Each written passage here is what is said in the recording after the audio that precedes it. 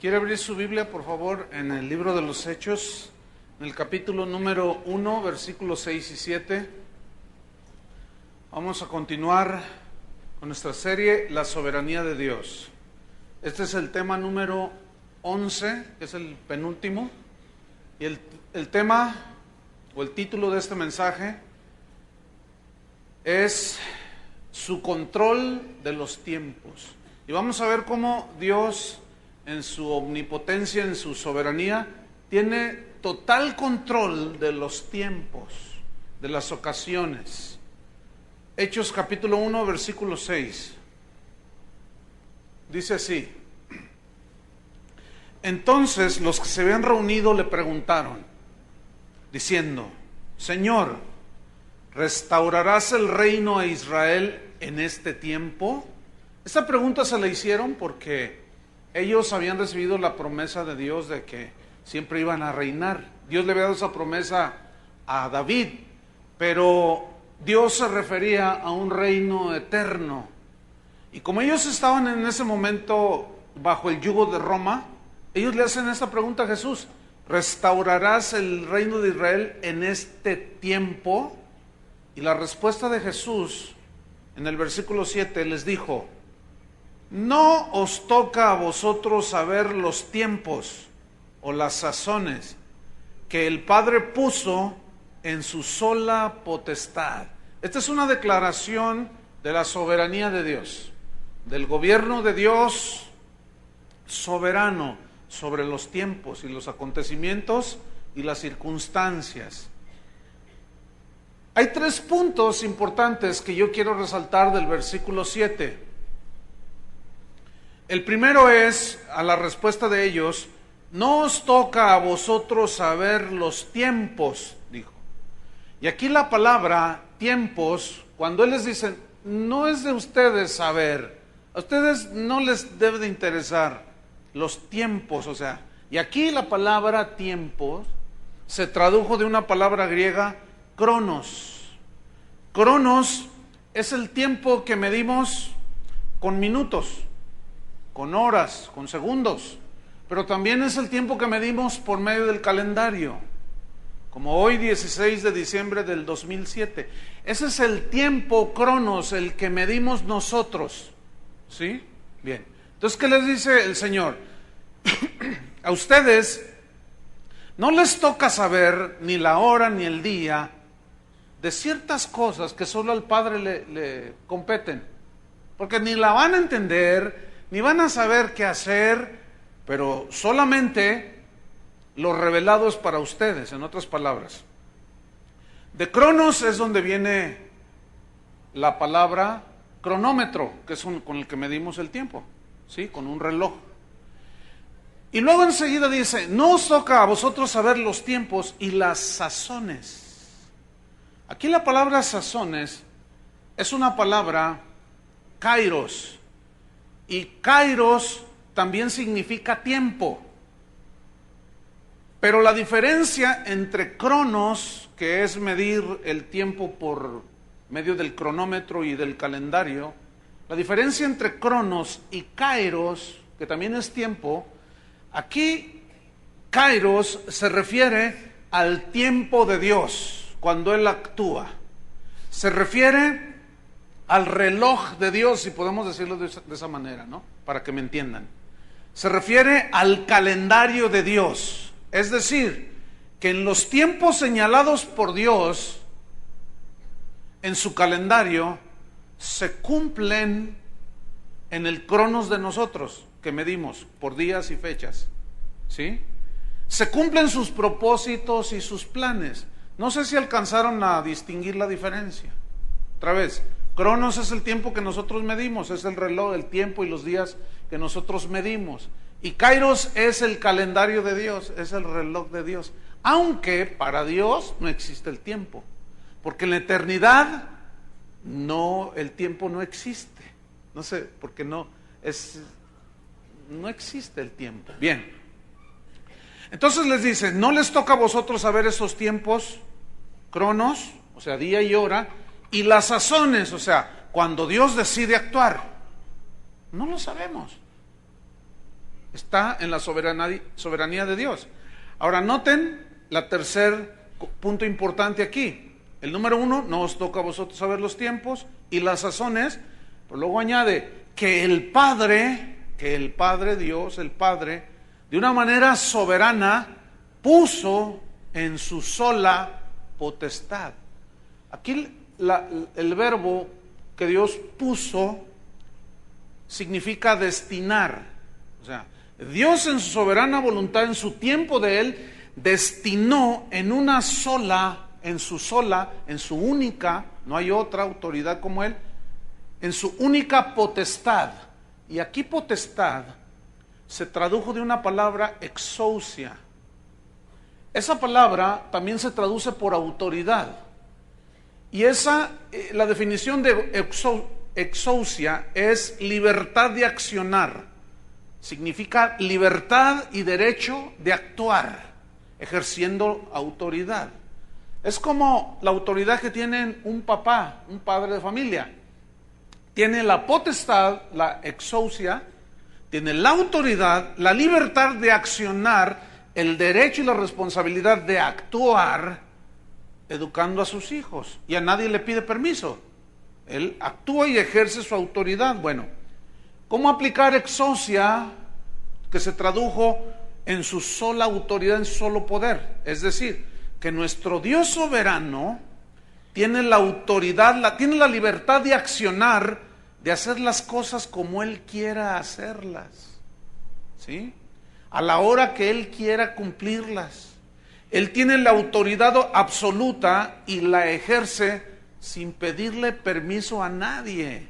Así como tú como padre no le pides permiso a la vecina si tú vas a actuar con autoridad para disciplinar a tus hijos o hacer algo, no le pides permiso a nadie. Así Dios, nada más que Él está por sobre todas las cosas.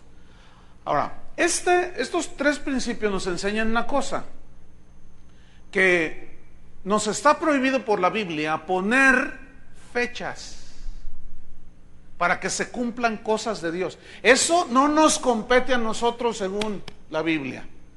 Y ese ha sido un grave error en muchos o en algunos cristianos a través de la historia. Algunas sectas se han fundado mediante profecías, las cuales ni se cumplieron siquiera. Hay gente que ha puesto fechas para la segunda venida de Jesús. Dicen tal día, en tal año, a tales horas. Y ahí van los creyentes y se visten de blanco esperando al Señor y nunca llegó. Porque no es, dice la Biblia, que ni los ángeles saben la hora cuando el Señor va a regresar. No nos toca a nosotros esas cosas. Eso está en el calendario y en el reloj de Dios, pero no es para que nosotros estemos allí pendientes de cuándo va a ser el día y la hora. Así es que si alguien le llega a usted con que mañana a las 3 de la tarde, no. Ayer mirábamos mi esposa y yo una parte, nada más nos tocó ver de un programa sobre Jesús. Y hablaban según el programa, de la importancia que tiene para los cristianos cómo era el rostro de Jesús. Yo dije, ay, qué interesado estoy yo por saber cómo era el rostro de Jesús. Entonces unos lo dibujan con ojos, lo ponen con ojos claros, así rubio. Otros totalmente dicen, no, la gente de ese tiempo era morena y lo pintan de pelo más corto, moreno, de ojos oscuros. Es que los cristianos, para ellos es muy importante saber ciertas cosas. ¿Para usted le es importante cuál era el aspecto físico de Jesús? Pues no, claro que no. Entonces a mucha gente le gusta sacar este tipo de cosas y los discípulos estaban diciendo, Señor, ¿cuándo nos vas a restaurar el reino? A ustedes no les toca saber, ni me pregunten. ¿Por qué? Porque el Padre puso eso en su sola potestad. Él es soberano, Él sabe que. Ahora bien, si vamos al libro de Efesios, en el capítulo 1, vaya conmigo, en el versículo 9, vamos a ir viendo un panorama acerca de cómo Él tiene control de los tiempos. Y vamos a ver de una manera maravillosa cómo Dios tiene total dominio y control sobre los tiempos, las ocasiones, el tiempo cronos y el tiempo kairos. Y vamos a ver cómo el propósito eterno de Dios en Cristo Jesús nadie lo puede bloquear, nadie lo puede frustrar. Se cumple sí o sí, porque Él es Dios. Efesios 1, versículo 9. Dice así: dándonos a conocer el misterio de su voluntad. O sea que el Padre quiso darnos a conocer a los que creemos. Cosas que ojo no vio ni oído yo, son las cosas que Dios ha revelado y mostrado a los que lo aman. Entonces, dice, nos dio a conocer el misterio de su voluntad. ¿Qué es un misterio? Es algo que estuvo escondido, pero que después es revelado. Entonces, ¿cuál es el misterio de su voluntad? Que se nos fue dado a conocer. Habla del sacrificio de Cristo por nuestros pecados. Ese es el misterio de su voluntad. Pero luego dice el versículo, que esto nos fue revelado según su beneplácito. Y la palabra beneplácito, eudoquía, del griego, significa deseo. Entonces, Dios nos reveló el misterio de Cristo porque fue su deseo, porque así quiso. También significa voluntad. Entonces, por su voluntad soberana, Él nos reveló. También significa propósito. Entonces, Él nos dio a conocer su propósito, el cual, propósito, voluntad, deseo, misterio, el cual se había propuesto. ¿Qué? O sea, el misterio de Cristo, de ser enviado a morir por nosotros, Él lo había, según este versículo, se había propuesto en sí mismo llevar a cabo el cumplimiento de ese misterio que estuvo escondido, porque fue planeado desde antes de la fundación del mundo. Ahora veamos el versículo 10. ¿En qué consiste también el misterio? De reunir todas las cosas en Cristo. ¿Qué significa esto? De que ya no iba a haber dos pueblos, judíos y gentiles, sino un pueblo en Cristo. Ya no iba a haber judío ni griego, ya no iba a haber hombre ni mujer, sino que todos los que creyéramos seríamos uno en Cristo Jesús. De reunir todas las cosas en Cristo. Pero vea la frase con la que termina el versículo 10, que es una frase no muy común y difícil de entender, pero lo vamos a explicar.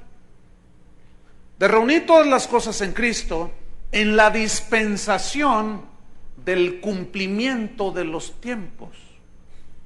Pues si no nos la explican, es difícil entenderla. Bien, en primer lugar, la palabra dispensación se tradujo de una palabra griega, oikonomía, con K, oikonomía, de donde efectivamente proviene la palabra economía.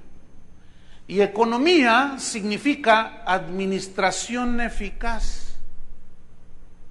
Puede ser de los bienes, puede ser del tiempo. En el caso aquí es en la dispensación, en la economía de Dios, es decir, en la administración eficaz que Dios tiene del tiempo.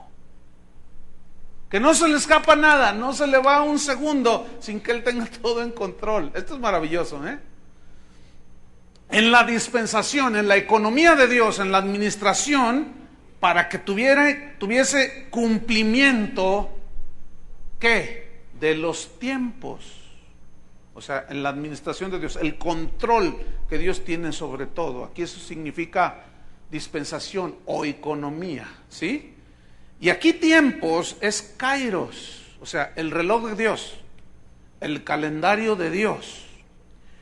Y en síntesis lo que está diciendo es lo siguiente, que el sacrificio de Cristo se cumplió según su deseo, según sus planes, según su voluntad, según su propósito, en el horario de Dios, en el calendario de Dios. Y esto me habla de la grandeza de nuestro Dios, que tiene un control extraordinario sobre los tiempos, sobre el tiempo cronos y sobre el tiempo kairos. Eso habla de la soberanía y del poder del Dios al que servimos. ¿Cuántos le dan gracias? Entonces, si Él tiene dominio sobre todo eso, aunque no nos toque saber el día ni la hora, nosotros debemos de descansar y confiar que Él tiene todo en control y a su tiempo lo que Él ha planeado se cumplirá. Yo en años pasados llegué a preguntarle en alguna par de ocasiones al Señor. Le dije, Señor, ¿por qué no me convertí cuando tenía 12 años para no desperdiciar 8 años? Me convertí a los 20.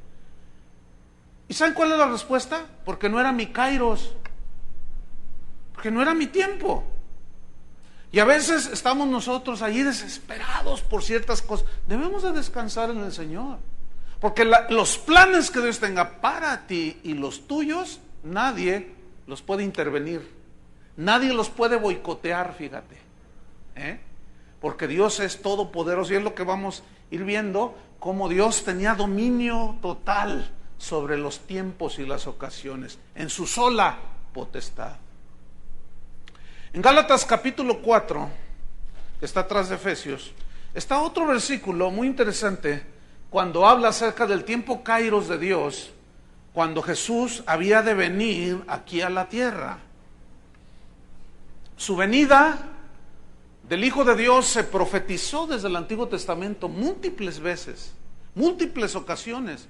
Cientos o miles de años atrás, Dios dejaba entrever su plan, pero nadie sabía ni el día ni la hora, solo Dios el Padre. Gálatas 4, versículo 4, dice, pero cuando vino el cumplimiento del tiempo, aquí tiempo en el original aparece cronos, es decir, cuando llegó el día, cuando llegó la hora y el año. Una discusión que se ha agudizado en estos últimos tiempos dentro del cristianismo es la realidad de que efectivamente Jesús no nació el 25 de diciembre. Esa fecha se estableció después de que Constantino supuestamente se convirtió al cristianismo. Pero el 25 de diciembre no es la fecha exacta del nacimiento de Jesús. La mayoría de los estudiosos, debo advertir que no se conoce la fecha exacta, pero eso no niega la historicidad del personaje de Jesús. Es como muchos personajes en la historia universal que están ahí, las pruebas de todo tipo de que existieron, pero se ignoran las fechas de su nacimiento. Pues en el caso del nacimiento de Jesús es lo mismo. Los eruditos, los que se meten a estudiar este tipo de cosas, ellos no dan una fecha exacta, pero ellos dicen que Jesús con exactitud nació entre marzo y junio del año 4 después de Cristo. O sea que cronométricamente hablando está desajustada el tiempo cronos. Entonces el tiempo cronos que nosotros medimos, nos equivocamos. ¿Se fijan? ¿Cuántas veces se han equivocado en fechas? Sobre todo las hermanas. ¿Cuándo naciste? Ayer, dicen. Ellas se equivocan mucho en el tiempo cronos, ¿verdad? Están jovencitas, todo el mundo. Pero en el tiempo kairos, Dios no se equivoca como nosotros. Ahora, nosotros como cristianos, no nos interesa tanto si nació el 25 o no, ¿cierto? Para nosotros lo importante es que nació. Ahora, cuando estas cosas no las ubicamos bien, entramos en unas cosas así medias, como que no van con nosotros, como por ejemplo, ay, no tengo nada que cenar el 24. ¿Y? También te pasó en febrero del 85. ¿Cuál es la diferencia entre el 24? Es que el 24 es una fecha, bueno, está bien, o sea, hagan su cenita, nosotros hacemos un asado entre mexicano y argentino, una mezcla allí, pero bien rica, y nos pasamos con la familia, pero no nos es muy importante la exactitud del día, porque aún el Señor, fíjense, a ustedes los días no les interesa eso. Entonces sigo en Gálatas 4, pero cuando vino el cumplimiento del tiempo, del cronos, del día, la hora y el año, Dios, el Padre, que tenía ya ese plan, ¿qué hizo? envió a su hijo. Haya sido el 3 de marzo, el 24, el que sea. Bien. Dice que envió a su hijo, es decir, lo envió con una misión. La palabra envió significa en el griego envió con una misión. Pregunta, ¿cuál era esa misión? Morir por nosotros.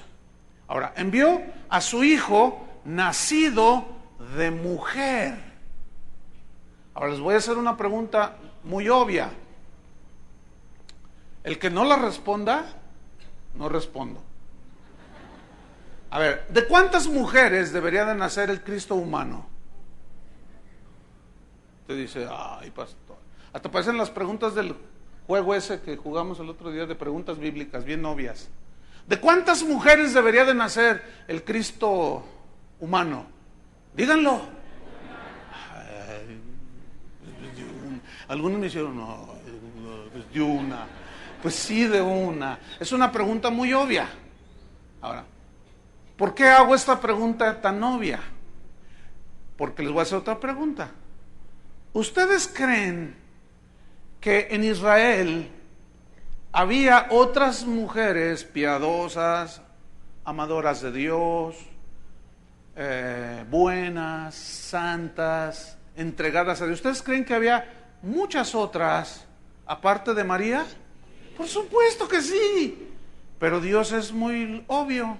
Dios es muy lógico aquí y dijo, tengo que escoger a una, pero pudo haber sido Petra, ¿no?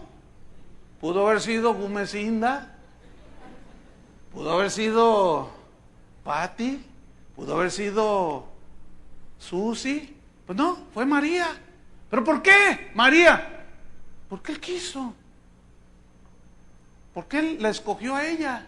Porque Él quiso así, pero no porque fuera la mejor mujer de Israel, como lo vamos a ver en Lucas. Abra su Biblia, en Lucas capítulo 1, en el Evangelio de San Lucas, y estamos viendo que Él tiene su dominio de los tiempos, su control de los tiempos. Lucas capítulo 1, versículo 26. En los anteriores versículos narra la historia de Elizabeth, que era pariente de María, era anciana y quedó embarazada en su vejez, y de ahí nació, ¿quién nació de ahí? Juan el Bautista, muy bien, una palomita. Nació Juan el Bautista. Ahora yo quiero que usted ponga atención. De Juan el Bautista se profetizó en el Antiguo Testamento. Se dijo de la voz que clamaba en el desierto del que iba a preparar el camino del Señor. Yo quiero que vaya notando el dominio que Dios tiene sobre los tiempos y sobre todo las circunstancias. 6 meses, el ángel Gabriel se le aparece a Elizabeth y le dice, vas a tener un bebé, etcétera. Queda embarazada en su vejez. Versículo 26. Al 6º mes, o sea, del embarazo de Elizabeth, el ángel Gabriel fue enviado por Dios a una ciudad de Galilea llamada Nazaret. Mire, en Nazaret vivía María y José. Versículo 27. Fue enviado a Nazaret. ¿A quién? A una virgen. Fíjense cómo dicen, a la virgen. A una. Significa que había ¿cuántas? Muchas en Israel. A una virgen desposada con un varón que se llamaba José. Desposada aquí significa comprometida para casarse. Con un varón que se llamaba José, de la casa de David. La profecía que Dios había anunciado por boca de los profetas era que tenía que ser del linaje de David, la descendencia del Mesías, o de donde vendría el Mesías. Bien. Y el nombre de la virgen era María. Versículo 28. Y entrando el ángel en donde ella estaba, cuando se supone, se entiende que estaba en su casa, porque dice entrando, o al menos estaba bajo cubierta y en alguna casa, ¿no? Lo más seguro que en su hogar, en su recámara, qué sé yo. Dice, y entrando, el ángel en donde ella estaba le dijo, salve, muy favorecida, El saludo o la palabra salve era un saludo en esos tiempos de mucha alegría, de mucho regocijo. Salve. Era, oh, qué alegría, qué gozo, qué felicidad. Eso significa salve. Pero luego añade una palabra muy interesante. Le dice, muy favorecida. Y esta frase, muy favorecida, se traduce de la palabra griega charis o charis, que significa gracia. Es decir, qué alegría, qué gozo. Eres muy favorecida, le dice. Eres llena de gracia. Ahora, ¿qué es la gracia? ¿Cuál es el significado de la gracia? La gracia es el favor que Dios nos da de una manera inmerecida. Es decir, nadie merece nada. La Biblia dice, por cuanto todos pecaron, todos sin excepción, están destituidos de la gloria de Dios. Pero por su gracia nos regaló la salvación. Nadie la merecemos, pero solo por fe, y Él nos las regala. Entonces cuando el ángel le dice, oh, qué alegría, llena eres de gracia, llena del favor de Dios, pero de una manera inmerecida. Ahora, ella, como judía, como hebrea, entendía perfectamente este término. Llena de gracia, o sea, el favor de Dios. Pero yo, ¿quién soy? Nada. Pero Dios tuvo a bien, ¿por qué? Porque Él quiso escogerte a ti, María. Ese fue el saludo. Y tan así fue que ella se turbó sigamos leyendo. Y el Señor es contigo, le dice.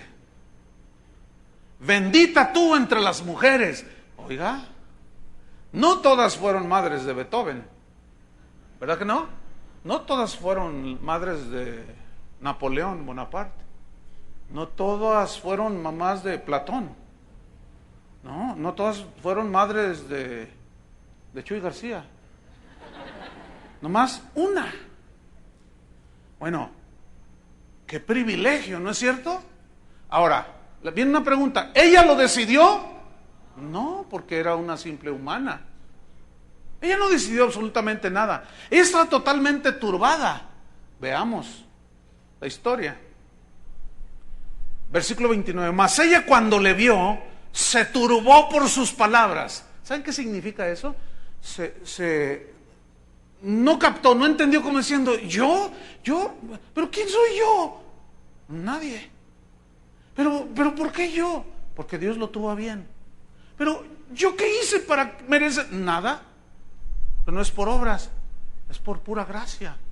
Entonces ella se turba toda, dice, por estas palabras. Escuchen el 29. Y pensaba, significa meditaba, reflexionaba, ¿qué salutación, qué saludo sería esta? ¿Qué salutación sería esta? Así como, ¿por qué me saludó así el ángel? ¿Por qué me dijo bendita entre las mujeres? ¿Por qué me dijo tan favorecida? Pues, ¿qué está pasando aquí?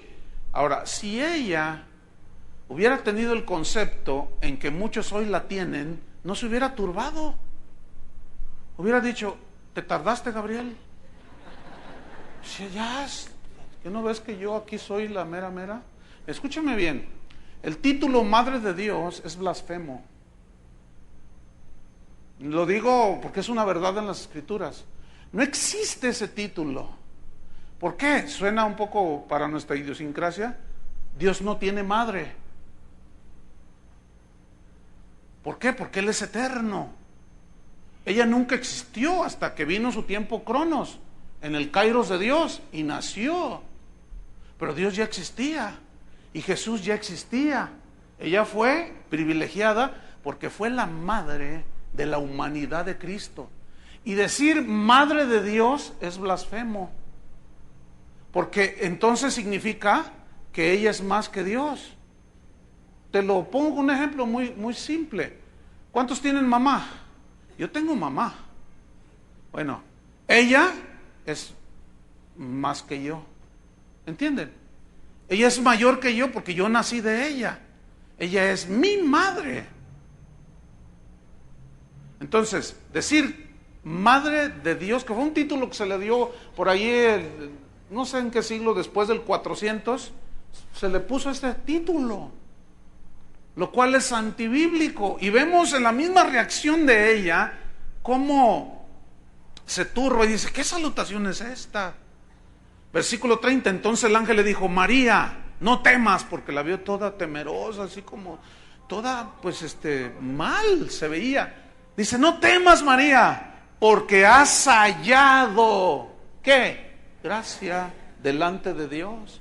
Porque has hallado el favor de Dios, no lo mereces, María, por eso estás asustada. Es decir, ella era humilde en reconocer que no era nada sin Dios. Versículo número 31. Y ahora le dice, todavía ahí no termina la noticia del ángel, el anuncio. Y ahora le dice, después de que la calmó y le dijo, tranquila María, no temas.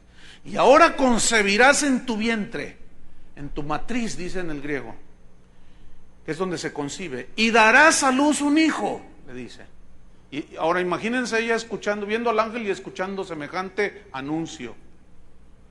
Y llamarás su nombre Jesús. Es decir, a ella no se le dio la potestad de ponerle nombre, porque no era el plan de ella, era el plan de Dios.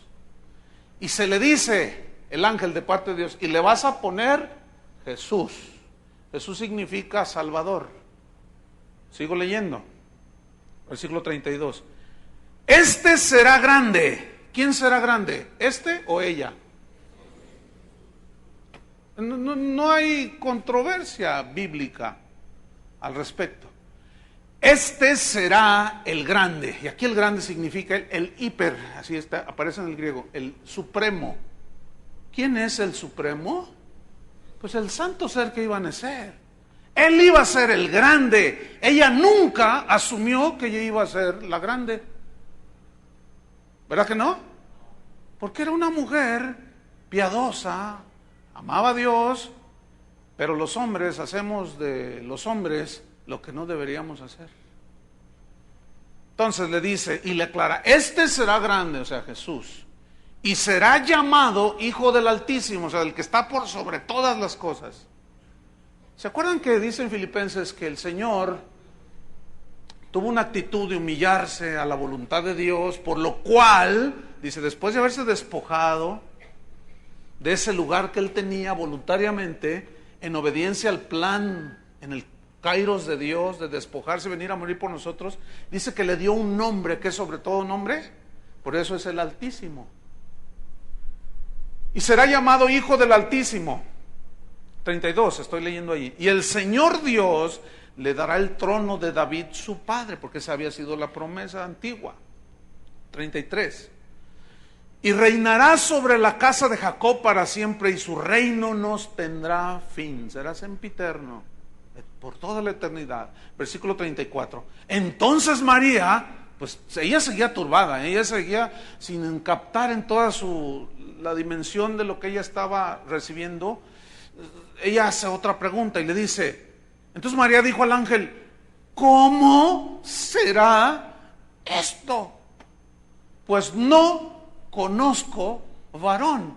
Y aquí la palabra conozco implica relaciones íntimas. En otras palabras, ¿cómo voy a concebir? Ella se fue a la lógica humana. ¿Cómo voy a concebir si ni no tengo esposo, Gabriel? Y yo me imagino a Gabriel así agarrándose las alitas, así como, así quitado de la pena, ¿no? Así como, ¿qué más, María? Pregúntame. Pues, ¿cómo? O sea, no entiendo. A ver, tú dices que van a ser de mi vientre, de mi matriz, el Hijo de Dios, el Altísimo. No conozco varón, no, tengo un compromiso de casarme con José, pero ¿cómo será esto?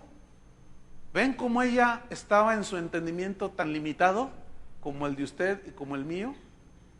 Sin embargo, ahora la han hecho diosa, que está en todas partes. Ella no puede estar en todas partes. ¿Cómo será esto? Pues no conozco varón. Versículo 35, respondiendo el ángel le dijo, el Espíritu Santo vendrá sobre ti y el poder del Altísimo te cubrirá con sus alas. Cubrirá significa te abrazará con sus alas, o sea, con tu protección. Pondrá la semilla en tu matriz. ¿Habrá algo imposible para Dios? Como Dios no es hombre, algunos herejes se han atrevido a decir que el Espíritu Santo tuvo relaciones con María. Esa es una herejía, hermanos. Y luego esos maestros comienzan, les voy a enseñar una revelación. El Espíritu Santo tuvo relaciones con María. No había otra manera de concebir. Y la gente que está oyendo dice, ¡ay, qué tremendo! Esa es una herejía, señores y señoras, hermanas y hermanos y parientes que nos visitan. No, el poder de Dios, Dios no es hombre, hermanos. Dios es espíritu.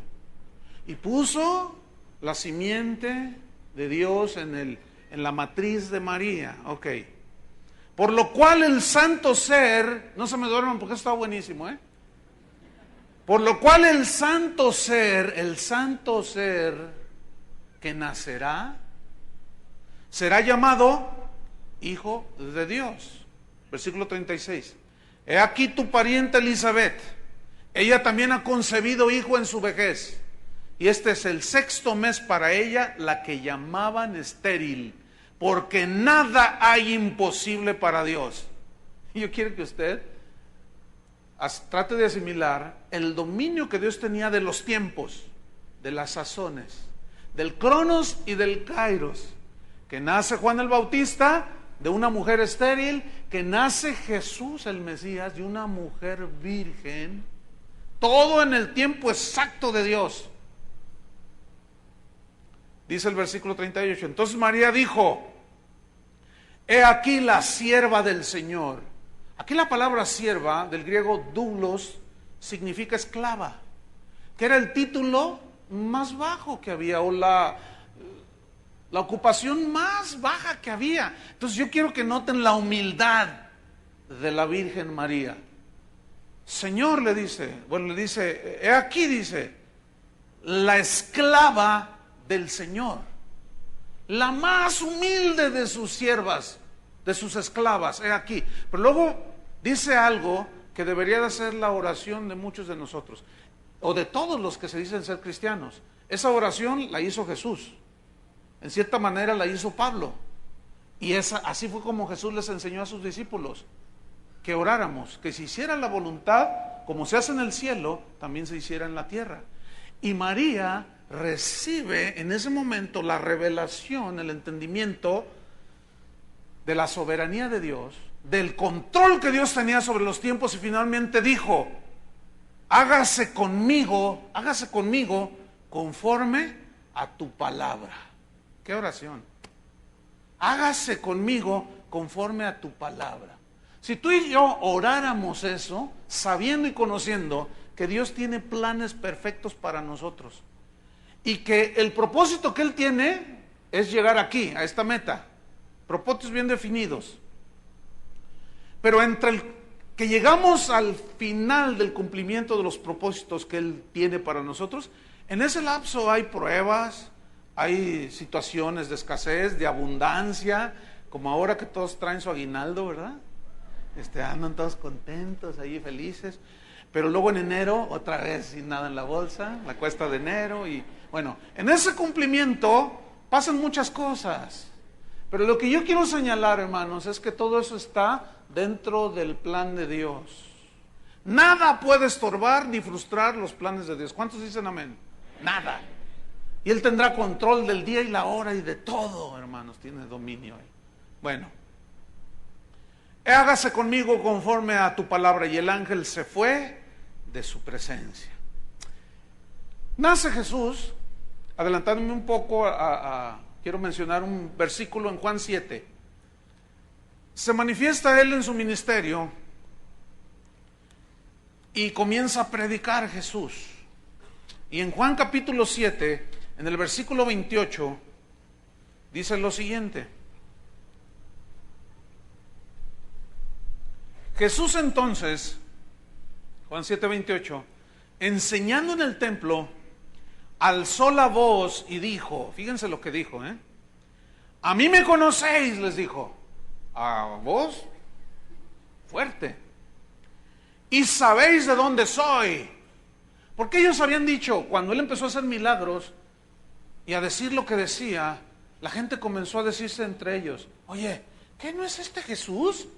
¿El hijo de José? Su madre se llama María.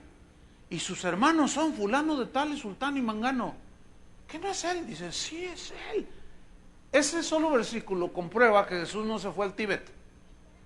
Que Jesús no se fue con los lamas, como aseguran algunos ignorantes por ahí. No. El hecho de que la gente sabía quién era, comprueba de que Jesús siempre estuvo allí. Pero que la Biblia calla acerca de ese lapso entre su juventud y madurez, bueno, ¿por qué? Dios tuvo a bien así hacerlo. No hay muchos, no hay casi nada, diría yo, de registros. Sin embargo, ahí estuvo él, porque él mismo les dice, todos ustedes me conocen de dónde soy. Saben de dónde soy, me conocen, saben de dónde soy. Pero fíjense lo que les dice, y no he venido de mí mismo. Pues más se ponían así. ¿Qué dice? No he venido de mí mismo, pero el que me envió es verdadero. Y todos mirándolo así. A quien vosotros no conocéis. Y ellos, imagínenselos, ¿no? Así como, pues conocemos a su padre, de él vino, y de María. ¿De qué está hablando este?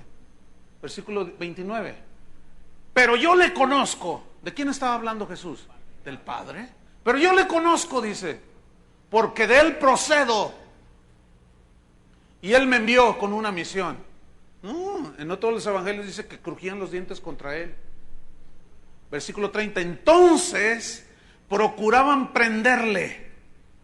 En otros de los otros evangelios dice, entonces procuraron prenderle para tirarlo por el abismo, por el despeñadero. O sea, querían agarrarlo para lanzarlo a la barranca y que muriera. Pero noten lo que sucede. Entonces procuraban prenderle, pero ninguno le echó mano, escuchen, porque aún no había llegado su hora. Es decir, su tiempo cronos y el tiempo kairos todavía no venía, pero él lo sabía. ¿Por qué? Porque era Dios. ¿Qué sucedió allí? Nadie le pudo hacer nada. ¿Por qué? Porque todavía no era su tiempo. Lo cual nos está demostrando y nos está enseñando el completo dominio que el Señor tenía sobre todas las circunstancias, sobre su propia vida, y nadie me toca. En uno de los evangelios dice que pasó en medio de ellos. Yo me imagino así, con permiso, señores, y pasó. Y como queriéndolo agarrar, pero no podían. ¿Qué les impidió? En esta semana escuché un testimonio que me impactó de un grupo de cristianos, no sé en qué lugar fue, pero llegó a mis oídos este testimonio de que había una encomienda de llevar Biblias e introducirlas, pues, de una manera ilegal a Irán. Biblias en árabe, escritas en árabe. Y porque es prohibido bajo pena de cárcel y hasta de muerte introducir cualquier cosa que no sea de la religión de ellos. Entonces, ellos, estos misioneros de varios países se juntaron, esto fue reciente, y dijeron, pues necesitamos algunos 10 voluntarios que lleven 2 maletas cada uno con Biblias en árabe, para la gente que Dios tiene ahí, que les llegue la palabra de Dios. Entonces, bueno, finalmente 10 dijeron, pues yo voy, y ahí van. Sacan su boleto. Uno de ellos, el que contó el testimonio, dice que cuando llegó al aeropuerto, dice que él estaba temblando, nervioso, ¿verdad? Bueno, la salida es fácil, pero cuando ellos llegan a Irán, pues están formados para pasar por la aduana. Entonces cuenta este misionero que él estaba muy nervioso, pero que finalmente dijo, bueno, Señor, si han de pasar, pasan, y si no, pues me agarran. ¿Qué me puede pasar? Me matan. Bueno, pues que me maten. Bueno, yo creo que esta es la voluntad de Dios tuya para mí, y yo lo hago con mucho gusto, pero dice que no dejaba de tener, que estaba nervioso, pues. Entonces cuando él llega a la revisión dice, a ver, usted sigue, ponga aquí sus maletas, traía 2. ¿Qué trae ahí en las maletas? No, pues ábralas, le dijo. Entonces aquel hombre se acerca a la primera, y cuando quiere agarrar el cierre, Hagan de cuenta que estaba electrificada la maleta, porque entonces se va a la otra y la quiere acomodar, la quiere agarrar y hace un ademán así como de, ¿qué traes aquí? Le dice. Pues vea usted. Ah, ¿sabes qué? Pásate, le dice. Y lo mismo sucedió con los otros 9. Miren, hermanos, yo quiero decirles y ratificarles, lo que Dios decreta, Él es el único que puede decretar, no los soberanillos que andan por ahí. No. Lo que Dios decide que suceda, eso sucede, hermanos. Es impresionante. Déjenme contarle un testimonio que en primera persona me lo contó, estando una vez en un país africano, un misionero bautista, mexicano. Me dijo, Chuy, te voy a contar un testimonio. Dice que él introducía Biblias en este país musulmán también, escritas en árabe. Y dice, mira, un día llevaba yo en mi camioneta 30 cajas, que en volumen hacían como 300 Biblias. Y yo siempre había pasado las Biblias, y siempre me decían, pásenle, no me revisaban. Y pues, sabiendo que se cumplía el propósito de Dios, pues, fíjate que me pasó, no hace mucho, hará como unos meses, me dice, llego a la frontera, porque iba por carretera, llego a la frontera, ¿qué trae allí? No, pues revise. Y que empiezan a revisar, dicen, no, estos libros no pasan. Y dice, me los confiscaron. Dice, pásese usted. Digo, bueno, no me detuvieron. Yo me pasé, dije, bueno, señor, gracias. Para el otro hago otro intento. Entonces dice que yo, en el trayecto a mi casa, eran un par de horas, pero fui a hacer otras ocupaciones. Cuando regreso a mi casa, Chuy me dice, y empieza a llorar el hermano. Dice, cuando regreso a mi casa, mira, dice, yo vivo en un lugar donde, en un edificio, pero la calle principal hace una curva y el edificio está aquí. Entonces, el estacionamiento está del otro lado de la calle principal, es como una playa de estacionamiento. Entonces yo llegué y me estacioné, y me paro allí para pasar la avenida y entrar a mi departamento. Y si estoy parado ahí, y vienen los carros, y en eso me quiero atravesar, y veo un camión de la basura, que venía todo lo que daba, y yo me la quedé viendo, y cuando menos lo pienso, ya lo tengo aquí cerca. Entonces yo me hice para atrás, porque dije, no va a alcanzar a dar la curva, y me va a arrollar. Entonces dice que él se hizo para atrás, y efectivamente el camión pasó, inclinándose, y justo enfrente de él, que se cae la basura. Entonces dice que él se tiró para atrás. Dice, ¿pero qué crees, Chuy? Y él llorando. ¿Sabes qué eran? Las Biblias, Chuy. Yo me quedé así, las Biblias, dice, eran las Biblias, dice. Lo cual me sigue a mí mostrando que nadie detiene a Dios. Escuchen esto, hay algunos maestros de la Biblia que no alcanzan a ver más allá de la atmósfera terrestre. Porque ellos dicen que Satanás tiene control sobre el mundo. ¿Por qué no has visto que la Biblia dice? Sí dice. Sí dice, ¿no es cierto? Juan lo dice, Pablo lo dice, que el mundo entero está bajo el maligno, bajo el dominio del maligno. Sí es cierto, del mundo entero, pero no del universo. O sea, no alcanzan a ver más allá de la atmósfera terrestre. Lo cual me habla de que Dios sigue siendo el soberano y sigue controlando absolutamente todo, y nada, escuchen, detiene el propósito y los planes de Dios. Él sabe cómo hace las cosas. Bueno, déjeme decirle, ese es el Dios que yo sirvo. Ese es el Dios que me hace pisar aquí este lugar, y el que me hace caminar con seguridad, no por mí mismo, sino porque confiamos y descansamos totalmente en su sabiduría y poder. Amén. Bueno, a ver, ¿cuál de esos soberanillos que decretan y que dicen, lo que tú establécelo ya, cuando tú digas recibirás? A ver, ¿cuál de ellos eligió dónde nacer? A ver, que me digan.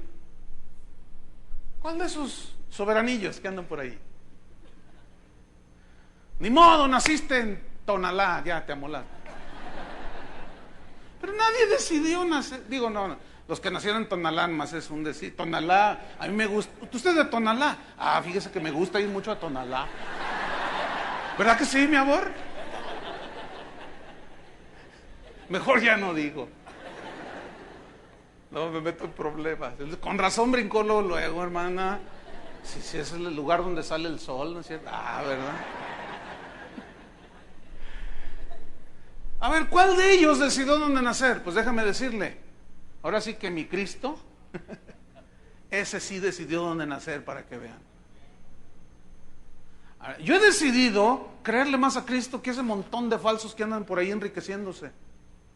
Que dicen, yo lo decreto ahora, y hasta le cuentan a Dios a la 1, a las 2, ya, ay, no me digas.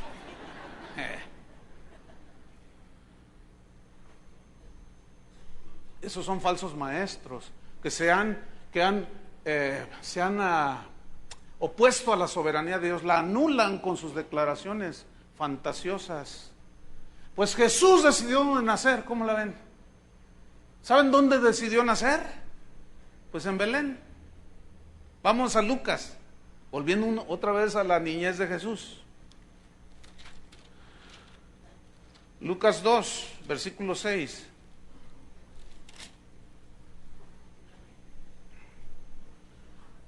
Augusto César había promulgado un edicto de que todo los que estaban bajo el imperio romano se empadronaron, se iba a haber un censo, los iban a contar. Y todo eso Dios lo usó, todo Dios lo tenía en control, ¿verdad? ¿Para qué? Fíjate, ¿dónde vivía José y María? En ese momento ya la había recibido. Ellos vivían en Nazaret. Pero la profecía decía, oh Belén de Judá, de la más pequeña de las aldeas, de ti nacerá el Mesías. Entonces, parecía así como que pues ella ya estaba a punto de dar a luz y ella sigue en Jerusalén. Pero nadie contaba con la astucia del Señor. Vean el dominio, Viene este empadronamiento, dice el 4 que subió José de Galilea, de la ciudad de Nazaret, a Judea, a la ciudad de David que se llama Belén, para ser empadronado. Y dice que allí ya estaban casados, pues allí ya vivían, la cual estaba encinta María en el versículo 5, y en el 6 dice, y aconteció que estando ellos allí, se cumplieron los días de su alumbramiento, o sea, el tiempo cronos, 9 meses. Pero yo quiero que pongan atención, pero déjenme hacer una pregunta. ¿Usted cree que esta parte del Evangelio se le salió del control a Dios? Bueno, sigamos leyendo. Versículo 7. Se cumple el tiempo cronos de su alumbramiento, 9 meses. Y dio a luz a su hijo primogénito. Y lo envolvió en pañales, dice. Como se acostumbraba y se sigue acostumbrando.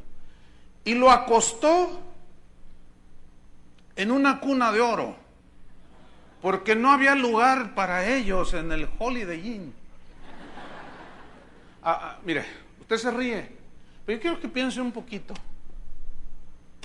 El profeta o los profetas habían profetizado que el Mesías sería desechado. Ay, yo creo que fue desechado porque confesaron negativo. Fíjese. Los profetas habían profetizado que el Señor iba a ser pobre y angustiado, varón de dolores. Ay, ¿por qué Malaquías no los ató, oiga? ¿Qué confesiones tan más negativas? Yo he llegado a pensar, entre comillas, o sea, estoy ironizando, he llegado a pensar que Jesús fue pobre porque confesaron negativo los profetas. ¿Usted cree eso? Pues tampoco crea lo otro.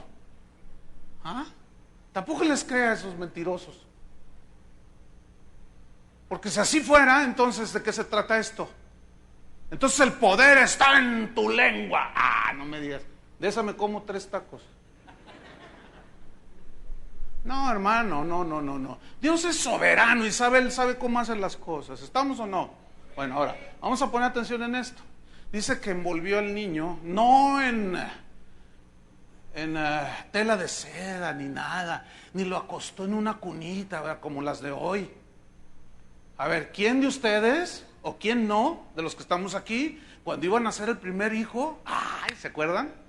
No, hombre, pues la mejor cuna, las mejores los mejores edredones, las mejores mantillas, todo lo mejor. No, hombre, ahora les compran hasta de esas cunitas que nomás le hacen un switch y se empiezan a mover solas. ¿Las han visto? Y los empiezan a arrullar y se hace más flojo el papá porque no va a arrullarlos.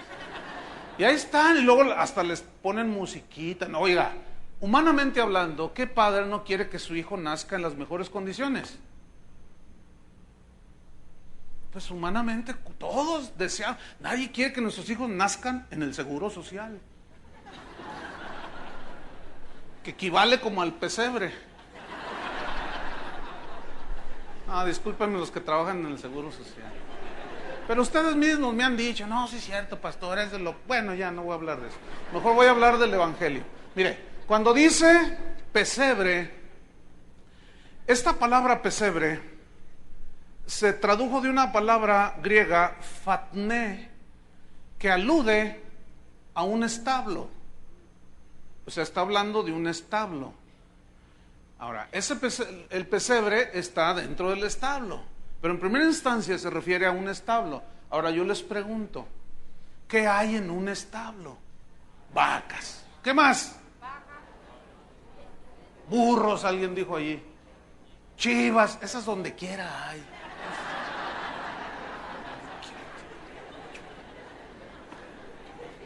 ¿Hasta dónde andaban las chivas en el establo? Hay guajolotes, me dijo una señora en la mañana. Hay guajolotes, dice. O pavos. En un establo, hermanos, hay puros animales. Yo les hago esta pregunta. ¿A usted se le ocurriría que su hijo naciera ahí? ¿Lo deseara? ¿Desearía? No. Pero ¿por qué Dios el Padre determinó que su hijo naciera ahí? A mí se me funde allí ya los fusibles. De la grandeza, ¿cómo explicarlo? Me faltan palabras. Porque nuestra finita humanidad y finito entendimiento no lo captamos en su grandeza, pero solo al Padre. Dice la Biblia, lo único que podemos ver es lo que dice la Biblia, que Él siendo rico se hizo pobre para que con su pobreza nosotros fuésemos enriquecidos, pero no como nos quieren hacer creer los del Evangelio de la Prosperidad, ricos espiritualmente, hermanos. Aunque algunos Dios los bendice materialmente. ¿Cuántos dicen amén? Bueno, pesebre, fatné, significa en el griego literalmente comedero de animales. Es decir, en el fatné, en el pesebre, es donde comían las vacas. Es decir, el lugar donde Jesús nació, que Dios lo determinó así, olía a vaca, a chiva, a guajolot, olía a animales, hermano. Yo quiero que usted trate de alcanzar a ver la grandeza del Dios que tenemos y alcance a ver también el por qué Dios a su Hijo Jesús le dio un nombre que es sobre todo nombre. Cómo se despojó para venir a morir por nosotros. Ahora, este pasaje, sigo diciendo en el versículo 8, está ahí en el pesebre y luego hay una frase, porque no había lugar para ellos en el mesón. Es decir, que a Dios se le escapó de las manos el control y no hizo reservación en el mesón de Belén. ¿Usted cree eso? Por supuesto que no. No había hospedaje, porque era un censo, la gente iba ahí a Belén. No había. ¿Usted cree que a Dios se le escapó? No, hermano. Escúcheme bien. Cuando usted pierda un avión, si lo llega a perder así que se le fue por alguna razón, no haga sus panchos ahí. Hermano, mire, si usted alcanzara a captar que Dios tiene todo en control. Mire, cuando yo viajo con toda confianza, siempre. Hay veces que el avión se atrasa 2 horas. Una vez me tocó quedarme 10 horas allá en Centroamérica esperando que saliera un avión. Pero qué sé yo de qué me guardó Dios, qué sé yo qué plan. Mire, nunca se me olvida, eso fue en El Salvador. No, pues agarré mi Biblia y que me pongo a estudiar y de ahí Dios me dio un montón de cosas. Todo Dios lo tiene planeado, hermanos. Entonces mire, ay, usted sale y que está ponchada la llanta, ay, y hoy ya va a ser Navidad. ¿Y por qué a mí? ¿Por qué a mí?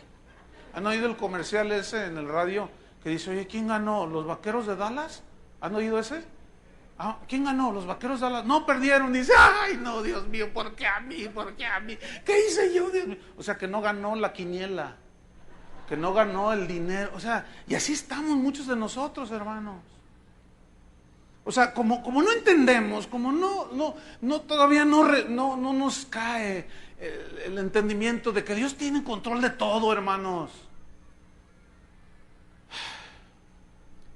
No diga, ¿por qué a mí? ¿Qué hice yo? Pues nada. Pero a estas alturas, ¿usted sigue creyendo que Dios tiene todo en control? Bueno, eso nos hace entrar en una seguridad y en una paz, ¿no es cierto? Bueno, sigo con la historia, versículo 8. Había pastores en la misma región que velaban y guardaban las vigilias de la noche sobre su rebaño. Y aquí se les presentó un ángel del Señor y la gloria del Señor los rodeó de resplandor y tuvieron gran temor. Yo quiero que note cómo los ángeles no llegaron al palacio de Buckingham, no llegaron al palacio real en España. ¿Por qué? Porque esa gente, como tienen todo, entre comillas, no necesitan a Dios. El Señor se fue con los del barrio, se fue con el pueblo, hermano, con los humildes, con los que reconocían que necesitaban a Dios. Dice, y la gloria del Señor los rodeó de resplandor y tuvieron gran temor. En el griego habla de que había como rayos de luz que los iluminaban y entonces ellos estaban todos, así como María, ¿no? Todos temerosos. Versículo 10, pero el ángel les dijo, no temáis, y los volvió a calmar. Y eso es lo que nos dice a nosotros a cada rato, no temáis, tranquilos, no temas, tranquilo. Porque aquí os doy nuevas de gran gozo, que será para todo el pueblo, ¿ven? Para todo el pueblo, la gente humilde, que os ha nacido hoy en la ciudad de David un Salvador, que es Cristo el Señor. Esto os servirá de señal, hallaréis al niño envuelto en pañales, acostado en un pesebre. Y repentinamente, fíjese el fiestón que hicieron de alabanza, apareció con el ángel una multitud de huestes celestiales. ¿Dónde estaban los pastorcitos? En el monte. No estaban en un auditorio suntuoso con plataforma hidráulica donde sale el pastor, así, ¿verdad? No estaba en un lugar donde hasta autos cuelgan, motocicletas cuelgan en los extremos de los auditorios cristianos de hoy, con un despliegue hollywoodense impresionante. No, el techo eran las estrellas, fíjese, y la cobija era la noche. Y se aparece el ángel y junto con él una hueste de ángeles con sus arpas y unos con sus guitarras, qué sé yo, y que se arma el congreso de alabanza.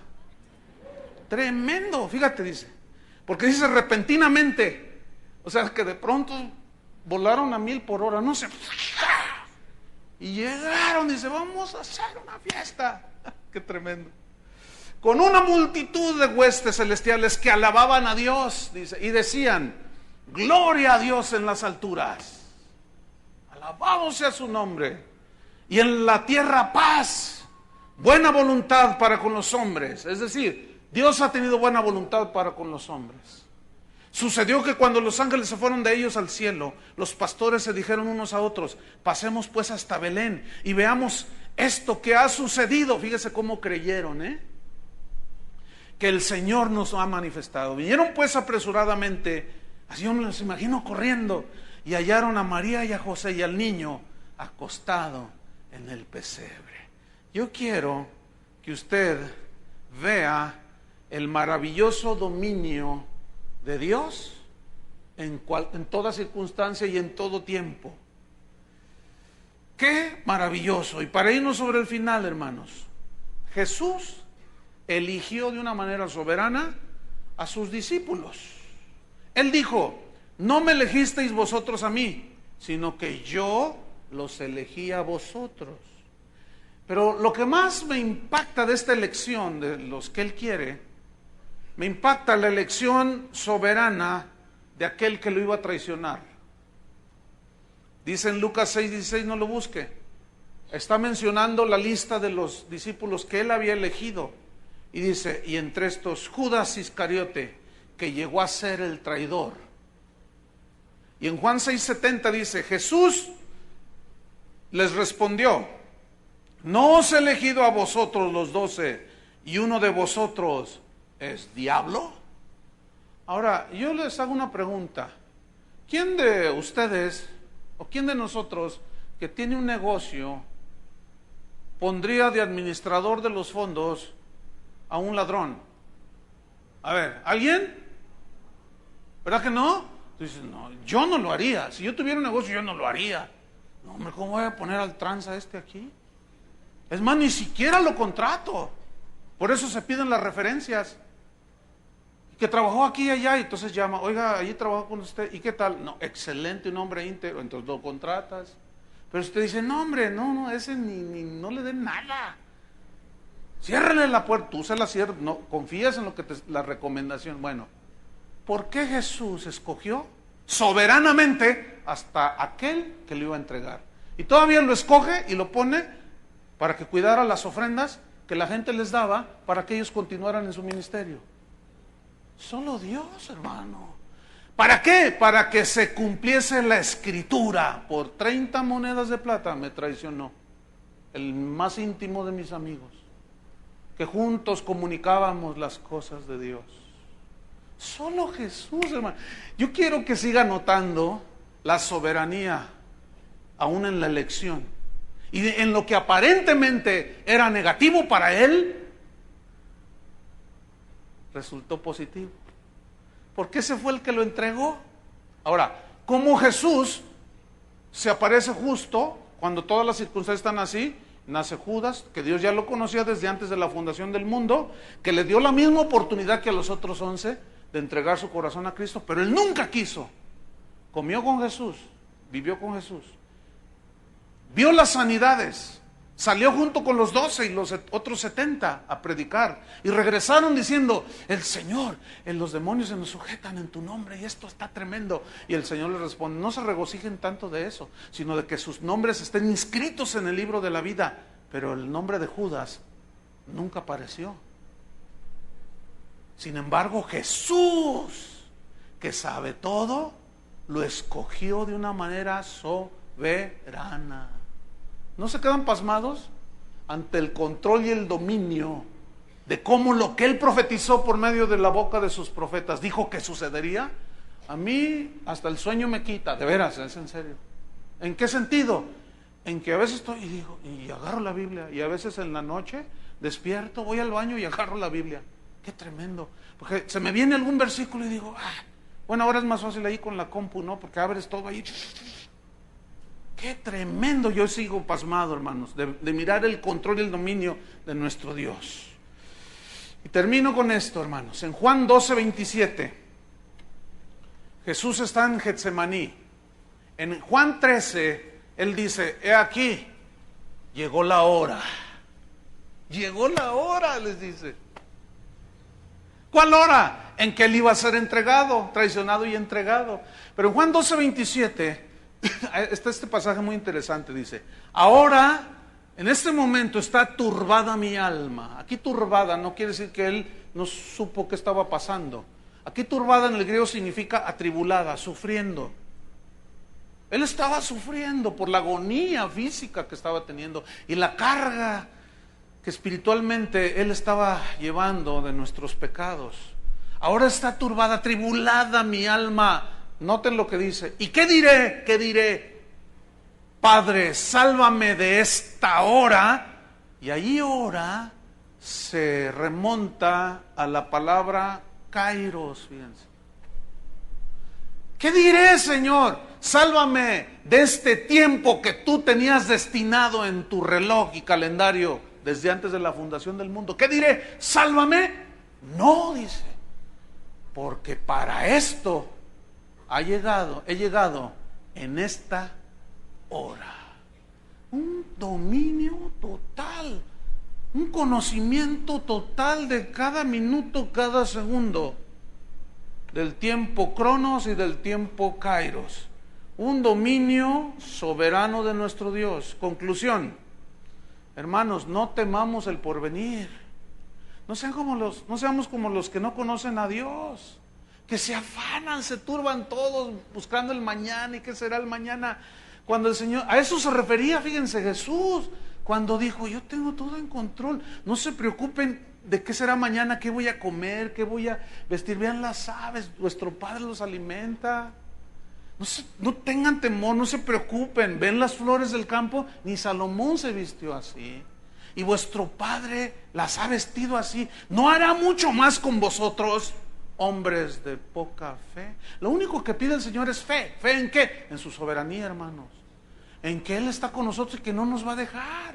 Nos va a probar y va a tratar, pero ese es parte del cumplimiento de sus propósitos. Entonces, hermanos, no temamos el porvenir, ni a las circunstancias, ni a lo que veamos a nuestro alrededor. No, porque Dios es Señor de los tiempos y de las ocasiones, y Él tiene tu vida bajo control. ¿Cuántos creen esto? Cuando yo entiendo esto, lo único que me queda es inclinar mi cabeza y humillarme ante Dios. ¿Qué es esto? Es reconocer que Él es el grande, Él es el Altísimo, Él es el soberano, y yo solamente soy su siervo. Tú eres su siervo, su sierva, y nada más puedo decir, Señor, hágase conmigo conforme a tu palabra. No puedo decir más. Yo estoy de acuerdo con tu voluntad porque sé que nada la interviene. Yo estoy de acuerdo, Señor, con lo que tú decidas hacer, como lo decidas hacer, y yo camino con Dios en humildad. No nos resta más que adorarle, ¿no es cierto? Y humillarnos ante Él. Pónganse de pie y levanta tus manos al cielo, porque a veces faltan tanto las palabras, hermano. Yo espero que estas enseñanzas hayan abierto tu mente, tu entendimiento. Y no te quedes ahí en el no sé, en el ¿por qué? En el ay, ¿por qué a mí? ¿Cuántos reciben la palabra de Dios? Levanta pues tus manos y humíllate delante de Dios. Es reconocerle que Él tiene dominio total, control sobre cada circunstancia, sobre todos los minutos cronos en el reloj, en el tiempo de la humanidad, en el cronos de sus hijos. Pero hay un kairos, hermanos, también, acuérdense. Y ese kairos es donde tú entras, donde tú y yo entramos, que es en el dominio de Dios de los tiempos. ¿Para qué? Para que tu esposo se convierta, para que recibas la sanidad que estás pidiendo. A veces Dios te va a decir, bástate mi gracia. A veces te va a responder rápido, a veces se va a tardar. No se les olvide que el Señor es el Señor de los tiempos. Y Él cambia, dice, aún los tiempos y las edades, muda los tiempos. Él tiene dominio total. Los profetas profetizaron 70 años de cautiverio en Babilonia y así fue. Se profetizó la esclavitud de Israel y así fue. La liberación y así fue. Todo, hermanos, se cumplió. Padre, en el nombre de Jesús, te damos muchas gracias. No nos queda más que reconocer tu grandeza. El Dios soberano, el único y sabio Dios soberano, que decidió venir a rescatarnos y vivir en nuestro corazón. Aquel que decidió deliberadamente escoger dónde nacer, despojándose de todo para darnos todo. Señor, entendemos que la riqueza es espiritual y que tú nos añades lo material para que vivamos en este mundo, de lo cual te damos gracias, Señor, pero entendemos que no es lo más importante. Lo más importante es que se haga tu voluntad en mí, que se haga conmigo conforme a tu palabra, y nos sometemos a la cabeza de la iglesia, que es Cristo, al cerebro que gobierna y dirige la iglesia, que es Jesús. Estamos alerta a los falsos maestros, a las falsas enseñanzas que nos quieren quitar del centro de la visión de que Dios es el soberano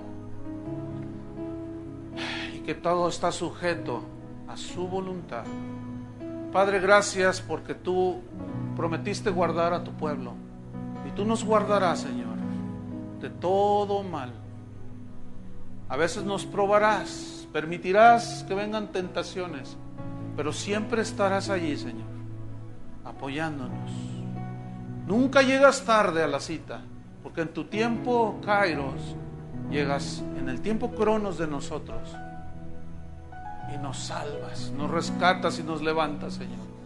Te damos gracias y no podemos más que inclinarnos, como dijo Pablo, que doblaba sus rodillas ante el Padre de Jesús por esa causa. Y no nos queda más que hacerlo también nosotros, Señor, humillándonos y reconociendo tu grandeza, Padre. A ti sea toda la gloria y la alabanza en la iglesia, en Cristo Jesús. Amén. Que Dios los bendiga mucho, hermanos.